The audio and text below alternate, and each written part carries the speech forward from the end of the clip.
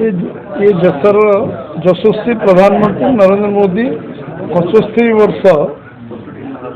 अमृत महोत्सव जो पालन करा अमृत स्मृति चिन्ह अमृत वाटिका जो दिल्ली रे हम ताप प्रति स्वाधीनता संग्रामी स्वाधीनता सेनानी जो माने देशपाई लंबा लड़ई लंबा संघर्ष यात्रा जो मैंने शहीद होती जो बलिदान देती जो मैंने संघर्ष कर देश मातृका राष्ट्रपाई एवं भारत माता को रक्षा बंधन रक्षा करने जो मैंने संघर्ष आज भी प्राणदान कर स्मृति रक्षापी से स्वाधीनता संग्राम हो 65 मसीहा 62 मसीहा चीन आक्रमण हो 65 पाकिस्तान आक्रमण हो एवं 71 बांग्लादेश मुक्ति आंदोलन हो कारगिल युद्ध वाजपेयी समय हो आज पर्यटन जो काश्मीर वैली टू आरंभ कर जो लड़ई संग्राम चलती आतंकवाद विरुद्ध जो लड़ई चलती से समस्त जगार पुण्य माटी समस्त एवं आमे परिवार को सम्मानित करिवार कार्यक्रम अच्छी 75 गछ लगेबार कार्यक्रम अच्छी से शपथ करार जोटा प्रधानमंत्री देते 2047 मसीहा को ये राष्ट्र को विश्वगुरु एवं परम वैभवशाली राष्ट्र परिणत करने जो संकल्प से को शपथ करने एवं ये माटी घर घर समस्त घर संग्रह सबू लोक चिमटे माटी देवे एवं से माटी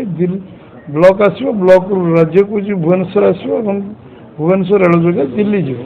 ये कार्यक्रम मो माटी मो देश कार्यक्रम ये कार्यक्रम आमर अच्छी 3 तारीख ब्लॉक रे 3-13 ब्लॉक रे कोऑर्डिनेट हम समस्त पहुँचे तापर शेष सप्ताह दिल्ली पहुँचो दिल्ली रे से जगार से शिलान्यास करेंगे शपथ करेंगे एवं से सारा विश्व आम संग्रामी सेनानी मानकर से प्रेरणार उत्सर केन्द्रबिंदु हो 140 कोटी लोक प्रेरणार केन्द्रबिंदु आगो साधारण निर्वाचन आज विभिन्न बैठक करेंगे कौन गुरुमंत्र कौन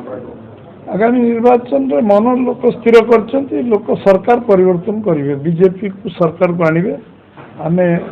विरोधी दल दायित्ववान विरोधी दल भाव में आम गत 19 मसीहा निर्वाचन रे विरोधी दल थिलु लोक ये निर्वाचन में लोक परिवर्तन चाहते ओडिशा राज्य में दुर्नीति भ्रष्टाचार व्यभिचार अन्याय अनीति एवं राजनीतिक व्यवस्था नष्टभ्रष्ट मुख्यमंत्री दिशुना किंबा मंत्री दिशुना एमएलए दिशुना गोटे विचित्र स्थिति ओडिशा रे लोक गोटे राजनीतिक व्यवस्था पुनर्स्थापन करने एवं ये दुर्नीति भ्रष्टाचार मुक्त शासन करने ओडिशा रे बीजेपी को सरकार करेंगे ये लोक माने मनस्थिर कर सर ये मुख्यमंत्री जिला जो 5T सचिव आसते सब अधिक अभियोग जिला तो समस्या अधिक रही समस्या अधिक जे 19 मसीहार फनी बात्यार पैसा आज मुख्यमंत्री विधानसभा लोक दे पारे जो मैंने आज पर्यटन सर्वनिम्न मौलिक समस्यार समाधान है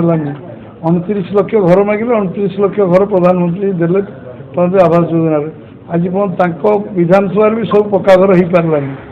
गंजाम जिले में घर हो पारानी आज भी 70-80% घर चाल घर लोक रोचे आज छात घर नहीं एवं आज टोटाल करप्शन जिते पैसा 18,83,000 कोटी आसी मेजर पैसा गंजाम रे खर्च कराई देखा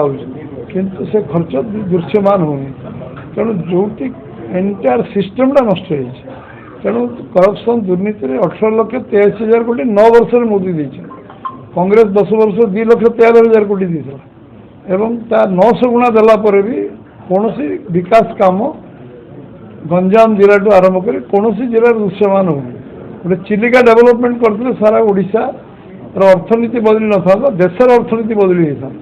बेलाभूमि उन्नत कर देशर अर्थनीति ओडिशार अर्थनीति बदली था धामरा 3टा बंदर जदि ठीक भाव में शिल्पायन कराई था आज भारत वर्ष अर्थनीति बदली जाता गोपालपुर धामरा पारादीप बंदर 3टा बंदर आम पाखे सब संभावना अच्छे खाली गोटे कोस्टाल हाईवे टेंडर हो सारी केन्द्र कर लाइफ लाइन ओडिशार हो विधायक अच्छा संपर्क में चर्चा हो गंजाम जिले असंतुष्ट विधायक